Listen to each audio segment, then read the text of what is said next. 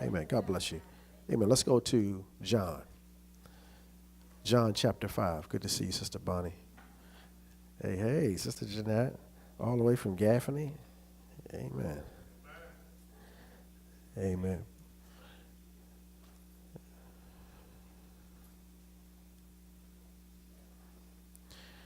John chapter 5.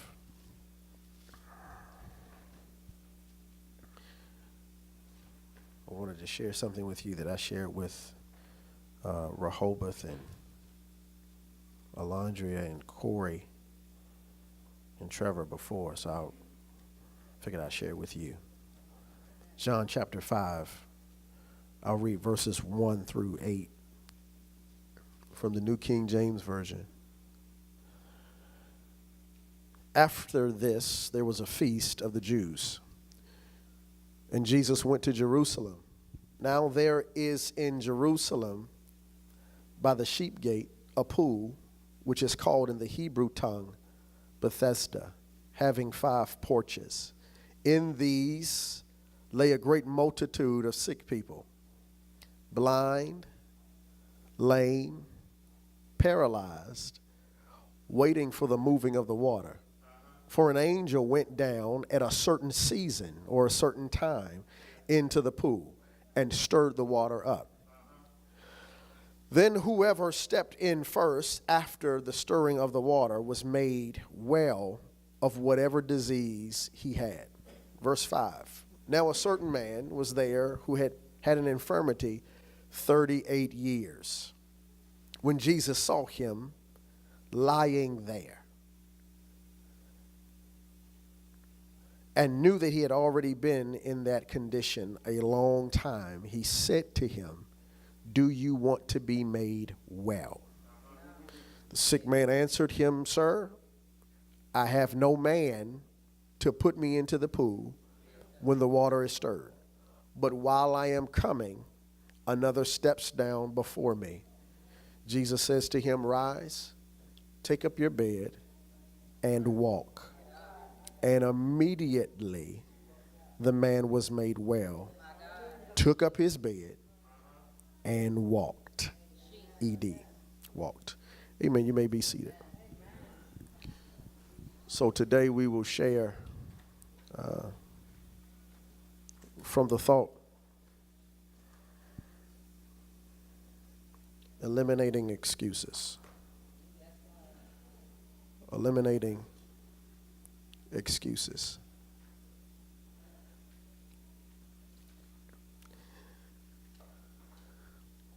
On one unusual Thursday night, approaching midnight, in the waiting room at Holy Cross, there was this unique scenario where there was these 3 dads sitting in the waiting room, and they were sitting there talking about their excitement of getting ready to be a father, and they were excited about all the possibilities of what they were going to do. And when my baby gets older, I'm going to take my baby to the basketball court, and I'm going to show my baby how to hoop, whether it's a boy or a girl. My baby's going to be the best basketball player. And then the other father goes into sharing what he plans on doing when his baby is born, how he's going to take his baby to do some arts and crafts and show him how to do carpentry and how to do all things related to hands. Well, the next dad is sitting there and he's sharing, "Well, you know, I just can't wait to hold my baby and love my baby. My baby probably won't even learn how to walk because I'm going to hold my baby the whole entire time." So they're all excited and they're sitting there waiting. They had been waiting there for hours. And so the nurse comes out and says to Dad 1, "Dad, do you want to come back? We're getting ready to start the process of having your wife starts pushing. Do you want to be a part of this process to see this?" He said, "No, I can't see it. I can't. Just let me know when the baby is getting ready to come out. I'm going to make my way back there, and so I'll see it then." They asked the second dad, "Dad, do you want to come back and see what this is going to look like? Do you want to see?" No, I'm a little squeamish. I don't like the sight of blood. I just rather stay where I'm hanging with these new dads here too. I'm going to just talk to these guys, and we're going to hang out. Well, they asked the third guy, and Dad says the same thing. They all decided we're going to hang here and be a support group to one another. Well, an hour later, right, nurse comes out, says to Dad 1, "Dad, I got some great news for you. Your babies are here." He was like, babies. She said, I want to congratulate you. You had twins. You had twins. And he said, you know what? Oh, my goodness. I had no idea we were having, this whole entire time, I had no idea we were having twins. And you know what? The irony of it is, I play professional baseball, and I play for the Minnesota Twins. Awesome. So, the other dads are, hugging him, and they congratulating. The other one says, well, here, man, here's a cigar. I was going to burn this later, but you can have this. So they're celebrating. And then another nurse comes out 5 minutes later as they're celebrating. This dad just having twins. Another nurse kicks the door open in the waiting room and says, I'm looking for Dad Johnson. Father Johnson, where are you? He says, I'm here. He says, okay, well, listen, I wanted to let you know, you got some great news. Your babies are here. You say, babies? You say, yes. We want to congratulate you because you had triplets. He said, oh, my goodness, I had triplets? You had all girls. You had triplets. He says, well, this is phenomenal.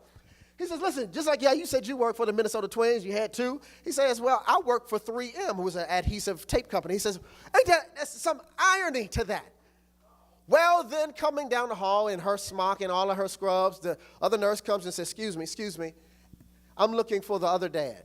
So he says, right, I'm right here. She says, well, congratulations. And before she can get it out, boom, he falls out on the floor and faints.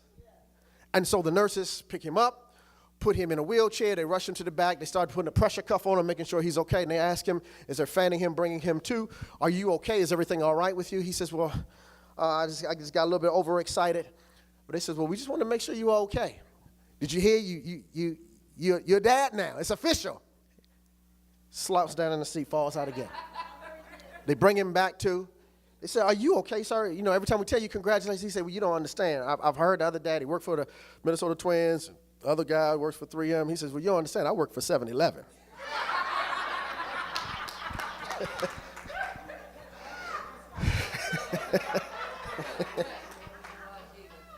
One of the hardest challenges of life is dealing with expectations. And so today I want to talk to us about expectations. Jesus is walking through Jerusalem, and he's approaching a place called Bethesda, where there is, by the sheep gate, a place that has 5 porches to it. And at this place of Bethesda, which is translated to be the house of mercy, they're sitting around 5 porches. Porch here, porch there, porch there, porch there, porch there, 5.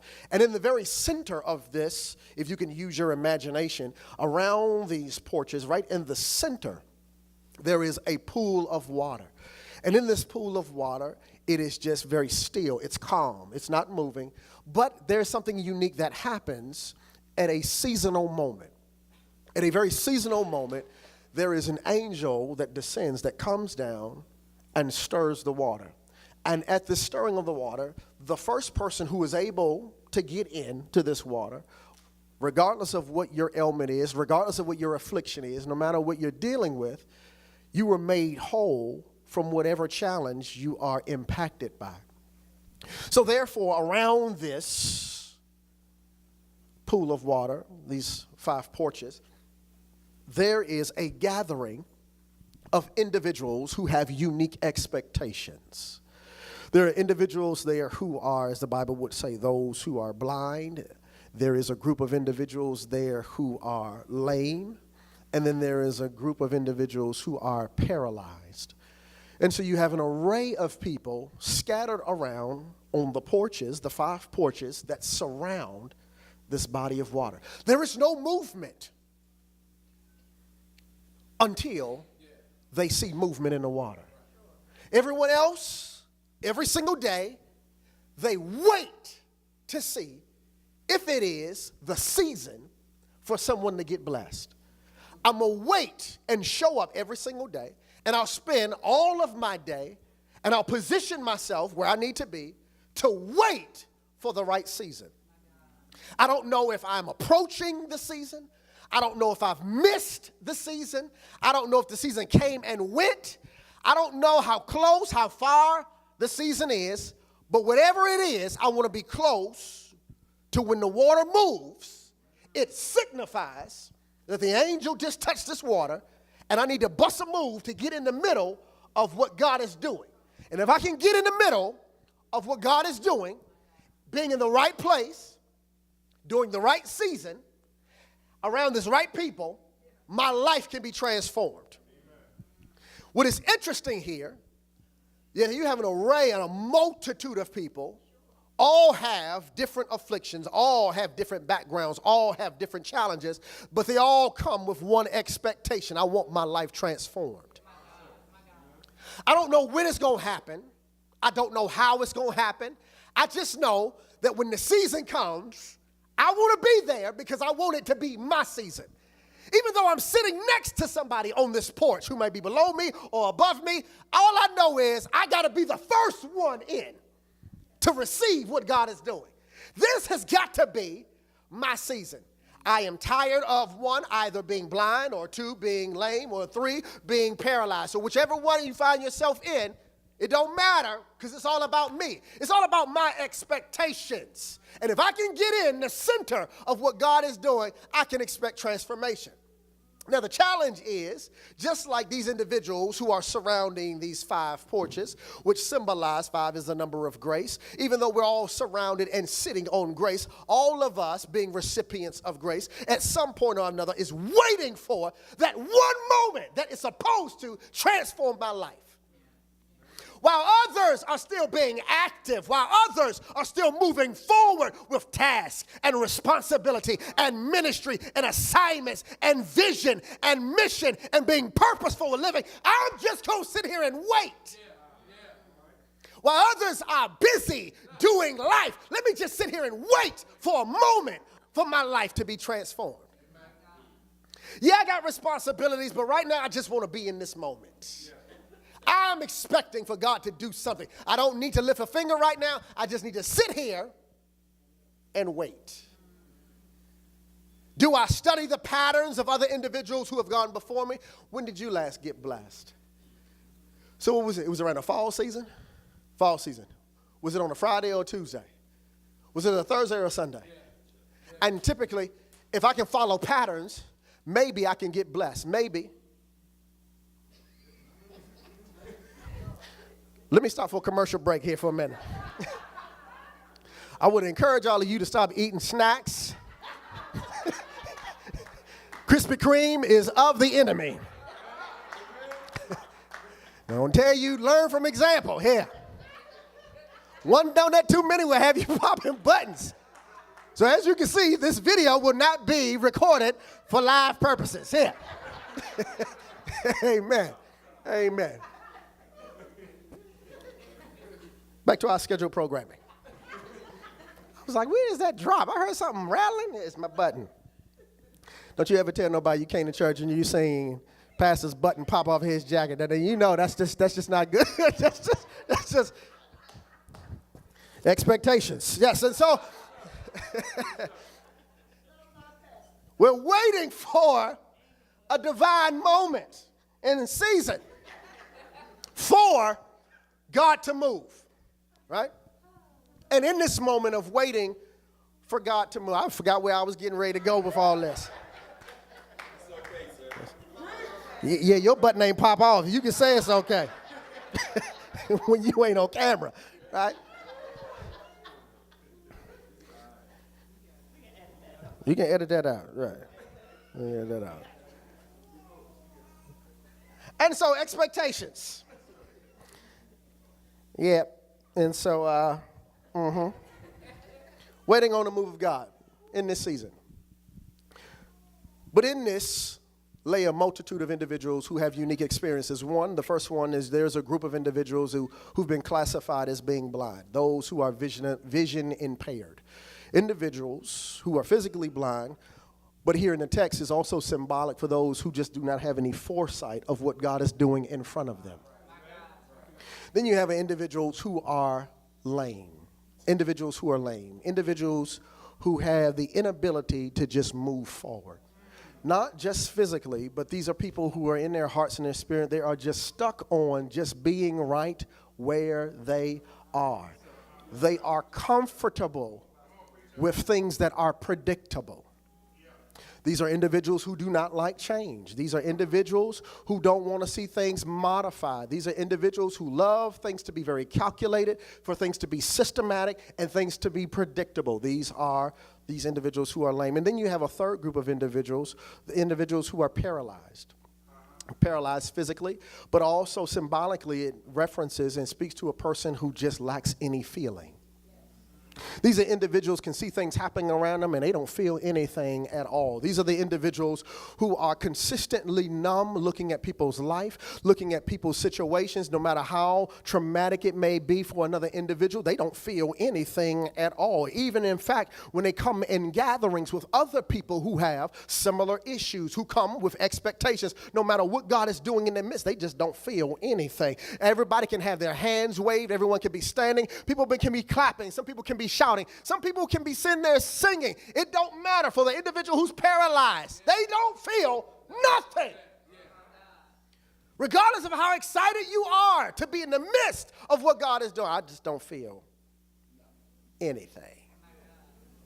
So it's an eclectic group of individuals. You got problems who don't see what God is doing in front of them. They just don't have no foresight. In fact, they can't even just imagine themselves being better. They can't see themselves breaking out of the box that they're already in. Then you got the other individuals who just don't want to move forward. They want things to stay the same as it is. And they like it predictable because every time they show up to Bethesda by in front of the pool, they love to sit in the same spot. Every time they show up, they want to ensure that don't nobody better be sitting on my porch. This is the part of the porch I normally sit in. You don't, Cecil, you normally sitting over there. Don't be coming on over in this side. Don't. If you're going to lay, you lay over there. Don't you bring all of your stuff over here. I got my own issues over here. No, Shirley, not today. Shirley, not today. And we're moving people because we love stuff to be comfortable for us. Even in our misery, we love it to be comfortable. Even in our plight, we want things to be comfortable. Not only do we want it to be comfortable, but we love things to be predictable. I want it to have a starting point and I want it to have an ending point for me. At least when it starts, I know how long it's going to last. At least I can understand the duration. Then I can manage my level of patience. I can manage my level of internal fortitude and emotional fortitude. As long as things are predictable, then it helps me set the gauge of how my mindset is going to be moving forward. Every now and then, can I say, amen? Yeah. So for this one individual, every single day, he's there laying by the pool. Not on the porch. He's laying by the pool. Jesus comes through. And when Jesus sees him, interesting enough, John writes, Jesus sees him lying there, knowing that he had been in that condition a long time. What do people see off your life that they can tell that you've been in that same situation for 38 years? What does it look like to see somebody who's been laying down in life a long time? There's other people who are there. There's other people who are blind. There's other people who are lame. There's other people that are paralyzed. But what is significant about this certain man, that when Jesus walks by, he can look at him and tell, you've been like this a long time. What is it that we're doing? What is the disposition or the posture of my heart and my life and my mindset, also of how I'm carrying myself, that people can look at me and tell I've been in this rut for a long time? Now, I show all of the signs that I want transformation because I show up every Sunday and I sit at the same spot and I show and I do what everybody else is doing. I wait for my season. I show up every week at the same spot. I sit in the same seat at the same row. I park in the same spot outside. Whether it's sunny or gloomy, I come every week, but I have really no serious expectation. I just show up. What is it about me that gives off that people can look at my situation and look at my life and tell I've been in the same situation for a long time?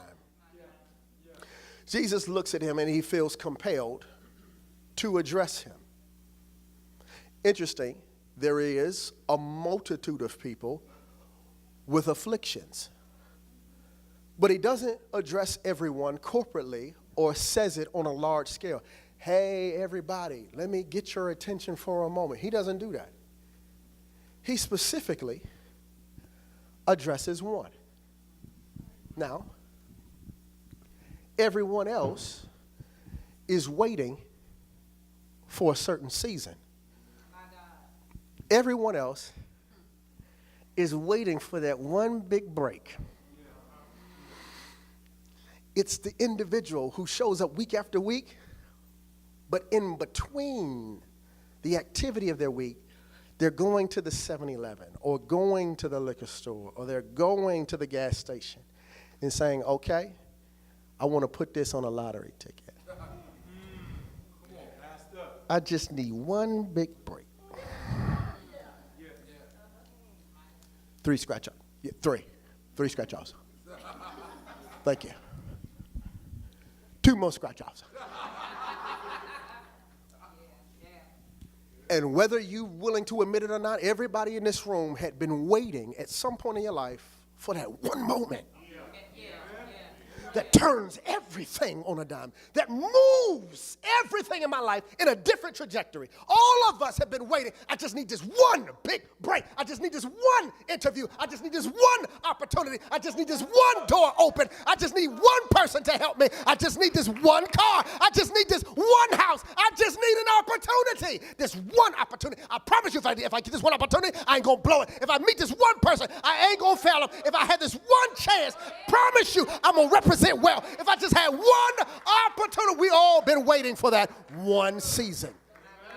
And out of all these people who are waiting for the right season, there is one who is there who ain't waiting for the right season. He showed up, but he really has no expectation. Everyone else is there with expectation. After 38 years, you show up and your expectation is kind of dwindled. After 38 years, you really kind of don't look for anything, you just live. After 38 years, roses don't smell good, they just look pretty. After 38 years, you don't eat for taste, you just eat to survive. After 38 years, the things that you used to look forward to after 38 years, we really don't speak when we go in the house. We just make sure that the house stays clean. After 38 years, we just maintain. We're not looking for anything different. We just keep showing up to the same place. We park our cars in the same driveway. We put our keys in the same door. We live in the same room. But we really have no expectations. After 38 years, we don't really hope for anything else. So Jesus addresses, out of all of the people who are considered the multitude, he addresses this one who he can see been in the same condition for a long time. What is your condition? What have you been in for a long time? It's been 38 years. You still sarcastic? 38 years, you still cynical? 38 years, you still moody? 38 years, you still kept your attitude every time somebody say something to you. 38 years, you still angry? 38 years, you still bitter. 38 years later, you still mad at the person who said they couldn't go to the prom with you. 38 years later? You about to get your AAPRP card and you still thinking about your high school days. 38 years and you still in the same condition. And that's what it is. I'm conditioned.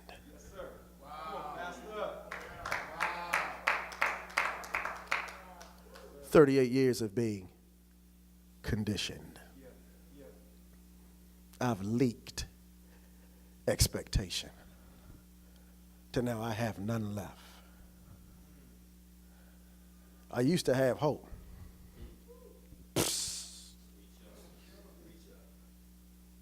Anybody got time for that? I used to dream. Now I don't even get rest. I just take naps. And I wake up throughout the night. Go to bed at 10, back up at 1. Go to sleep at 1:30, back up at 4. Get back up at 6:09. Alarm clock goes off 6:15. Hell no, I don't dream anymore. I just take naps. Used to have hope. That stuff is for Jesse Jackson. I don't need that. I need no hope. Been conditioned. Jesus walks up to him in the midst of everybody.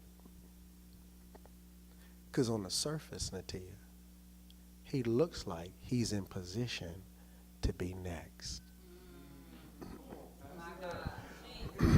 But he looked like that for 38 years.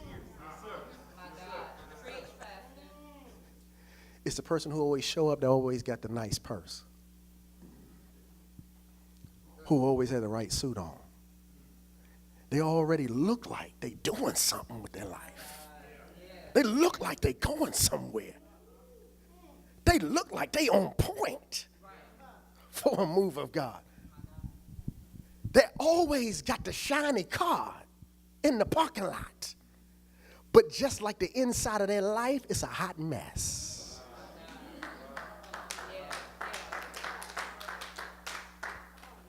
You know the lady who got the purse but got all the junk in that you open up that purse and it's like, good God Almighty, what is all that you got in there?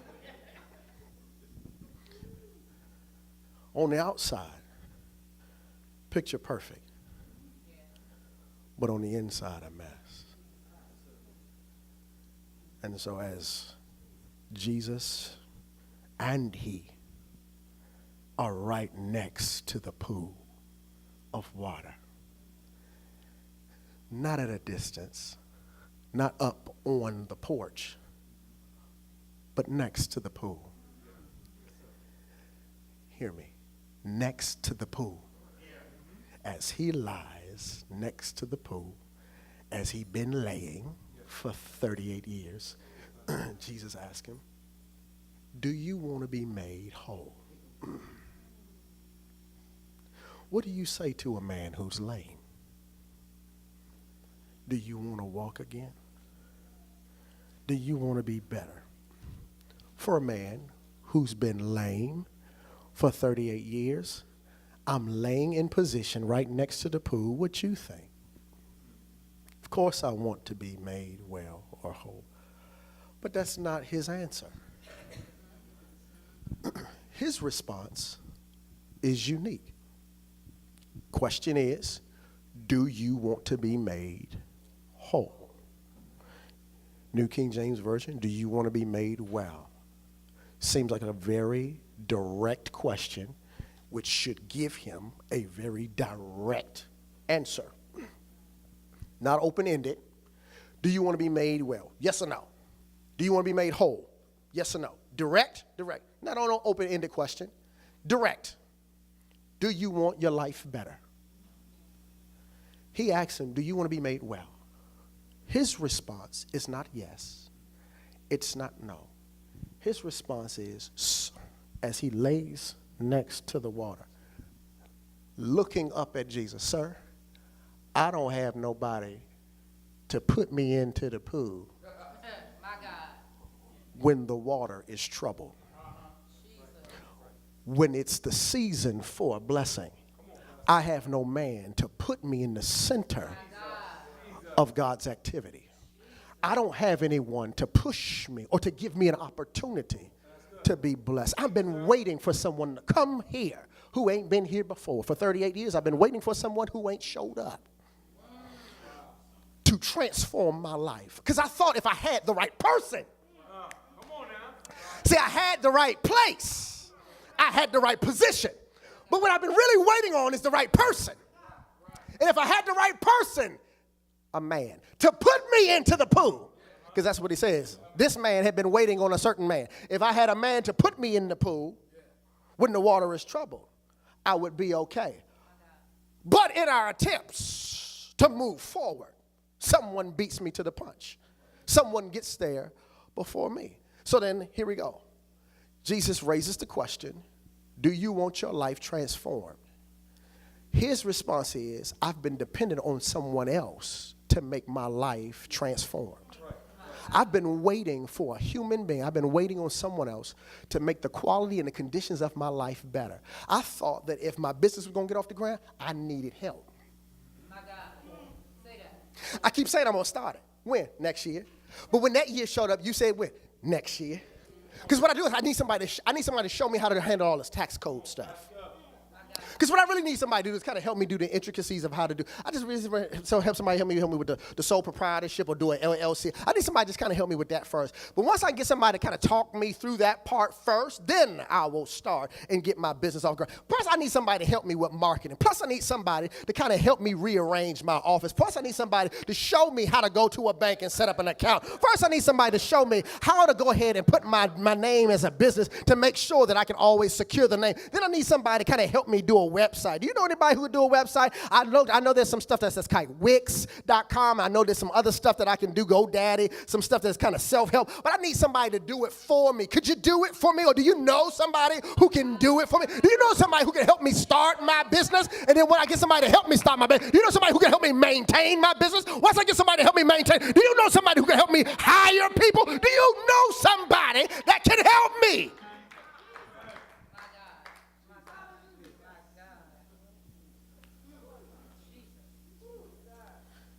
Every single day, I can't stand my job. I don't like my job. Did you apply for another job? Not yet. I'm waiting for somebody to tell me who's hiring. We don't look anymore. What we do is we call somebody. Let me know if you hear they hiring. Now, I don't need to look. I need you to come and find me and tell me, text me, call me, email me, leave me a voicemail to let me know if you find out if somebody's hiring. I want my life changed. I want my salary on a whole nother level. I want to be in a different work environment. I want a different supervisor. I want to sit in a different spot. I want a career change. But if you find out if something is hiring, let me know. They do it all the time, April. I'm not lying to you. You'd be surprised, Pastor, if you hear somebody hiring, let me know. Well, where are you looking? I'm not actually looking per se, but I'm just saying if you hear something, if I hear something, not something, you hear something, let me know. Oh, okay, you want me to do the legwork for you. Okay. All right, well, you're going to be in the same spot next time pay period to come around too. Right? So he asked him, do you want to be made well? Do you want to be made whole? Sir, I don't have nobody. But that ain't even what he's asking. I'm not asking if you have help. I'm not asking you if you have somebody to help transform your life. I'm just asking you, number one, do you even got the desire? I'm asking you, do you even want it? Because you keep showing up every single day.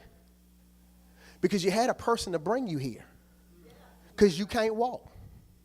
You didn't even show up on your own. You had somebody. You made prearrangements for someone to bring you here and lay you in this same spot every single day. But now you're saying when you need someone to take you the extra mile. Wow. You ain't got that. See, it's the person who make excuses to say, I don't have money to do ministry, but I got money to buy the stuff I need. My God. It's funny.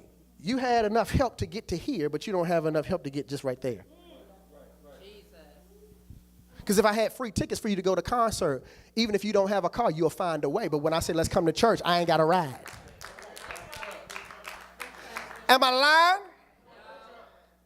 How you know I ain't lying? Because you be saying it, right? You be saying it, right? We've said it. And the old adage is true. We do what we want to do. We don't even know where this infirm man lives.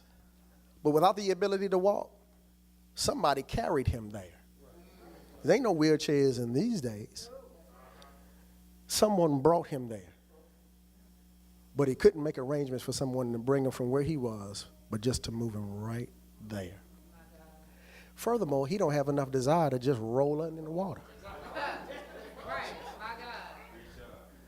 Some of us are this close for transformative work in our heart, but don't want to do nothing to be transformed. I want to show up and I want my life changed, but don't ask me to do anything. I want to have a deeper relationship with God, but don't ask me to read it. I want to be able to hear God's voice, but don't encourage me to talk to him. Come on now. Jesus. You mean pray consistently? No, I'd rather him just talk to me. And it seems absurd, but we have become professionals at excuses.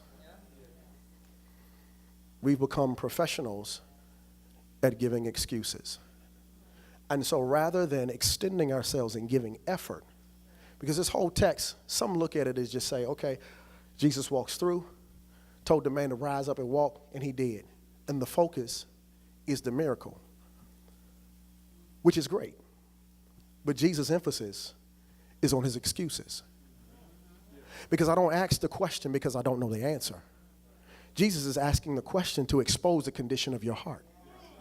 And when I gave you an opportunity to expose what's in your heart, what came out and what leaked was not expectation, it was excuses. And so for many of us, when it comes to us doing something that transforms our life, to moving us to a whole other trajectory, what's been leaking is not expectation. What's been leaking is excuses.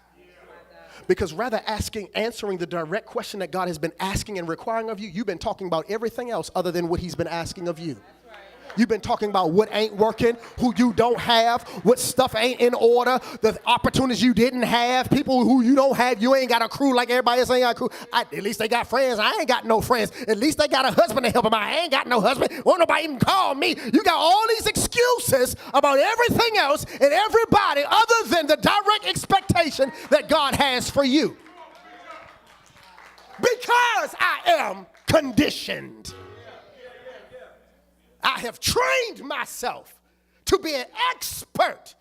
That when it's time for my heart to be exposed, let me come up with something on the fly. I will deem it as an excuse. I will take this excuse, repackage it, and say it's my reason. Because the real acid test of this, Bonnie, is for everybody else, and we know it, it don't make sense to them. It just got to make sense to me. And even the excuses that make sense to me are oftentimes are not acceptable if they were given to me. Think about the excuses you've given to other people. Now let's be introspective for a minute. The excuses you've given to others, would it be acceptable for you?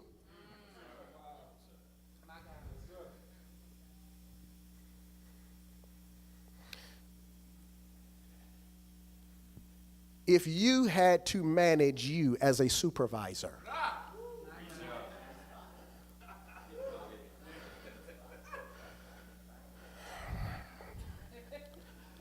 but when you send that email, it sound right to you.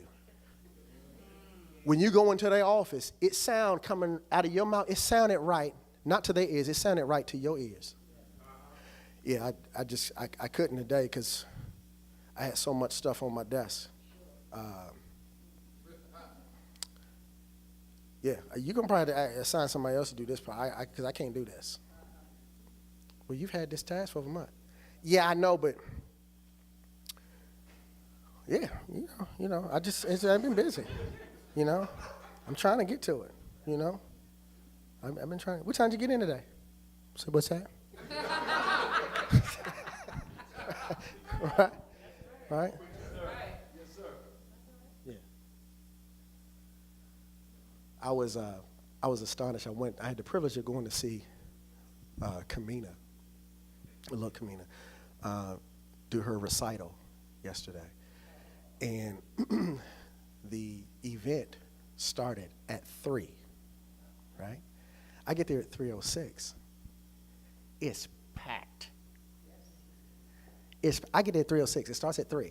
It's packed. Lights out. People in place. I said, now, when I was walking to the building, I didn't see anyone walking with me to the place where it's going to be held. Everybody was already in place before 3. But as I'm sitting there looking at this packed place, I said, I wonder how many of these people, out of all these people in this room, show up to work just like this. Not show up on time, but before time. You ever seen somebody who show up, let's say they're supposed to be there at 8, but when they get there at 8, that's when they go to the other room to start getting some coffee? They start doing everything else. They don't really kind of start their work till like 8:27, kind of 8:30, right? Do you know anybody kind of like that? You know what I'm saying? But we have a whole bunch of excuses, which really makes no sense to anyone. And the excuses that I use and the excuses that leak from me really expose the condition of my heart. It also exposes what I don't want to do. Though I think an excuse frees me from the responsibility of what was expected, I think that my excuse releases me from the obligation or the responsibility that is expected of me. And that only plays into the hand of the enemy. Because I can't be a person of excellence and excuses at the same exact time. I can't.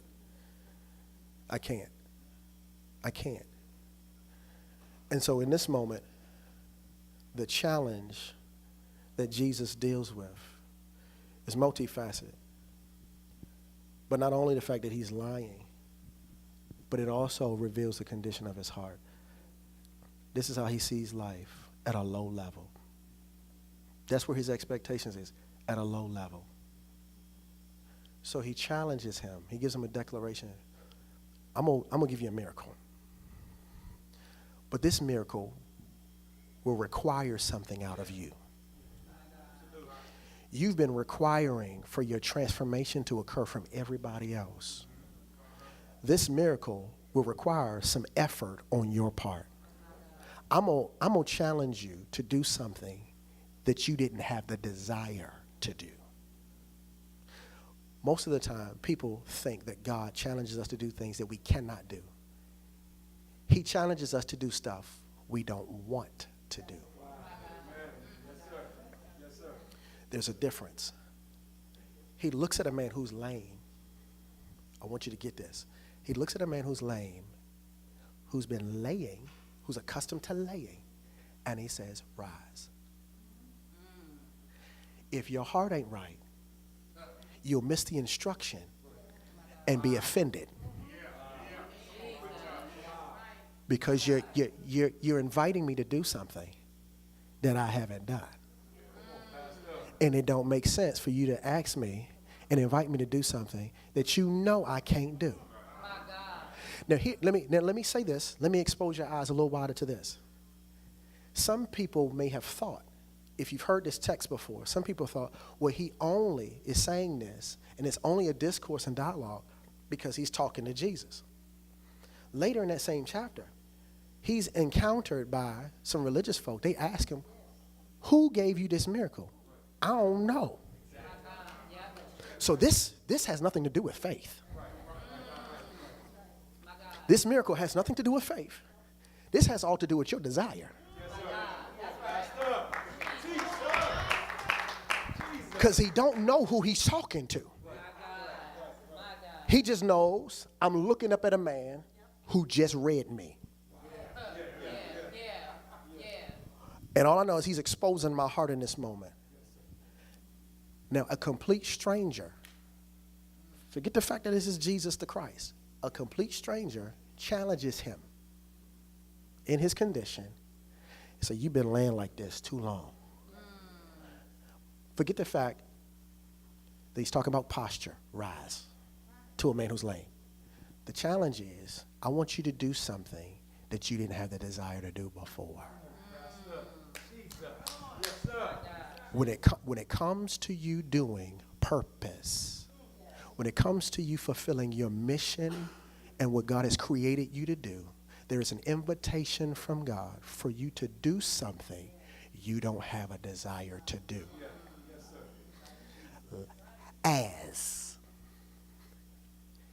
Give when you don't want to. That's right. Love when they are unlovable. Hug when you don't want to. Serve when it's not convenient. There's this invitation for you to do what you don't desire to do. God does not adjust his plan to acquiesce to what your desire is. He challenges you to take your desire and bring it up to where he is. You want to live life on a whole nother level? I want you to be willing to do something that no one else around these 5 porches has ever told you to do. Get up.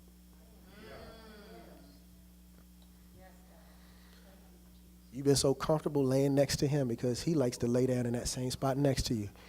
You need to change where you've been laying. My God. Preach, Pastor. Not just on Friday nights. Not just on Saturday nights. Change where you've been laying. Right? You got to change where you've been laying, right? Get up. Literally, get up. Holly's like, no, he didn't, right? I'm out of time. You can turn the camera off because this ain't going to be recorded anyway. Because if that button popped, then you got to worry about it on there. That's all right, brother. That's all right. Yeah, we're going to turn that off. That's it, right? But there's an invitation for you to rise up. Amen. Take up your bed, right, and walk. Take up your bed and walk. Take up your bed and walk. You found comfort in what used to hold you. You found comfort in what was consistent, what was predictable. You got comfortable in the size of your mat. That same mat that you laid on, you got every day. You didn't change the mat. You didn't switch it up. You didn't even wash the mat. You got comfortable with the mat. I want you to take it up so that when they see you, they'll know you've been changed. And when they ask you, why are you carrying a mat? You can tell them what you've been delivered from. That's right.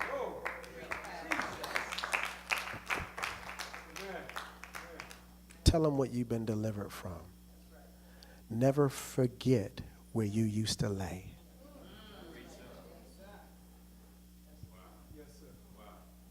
And if you feel the temptation to leak another excuse, look at what's underneath your arm My God. and give effort. Jesus. All heads bowed. All heads bowed.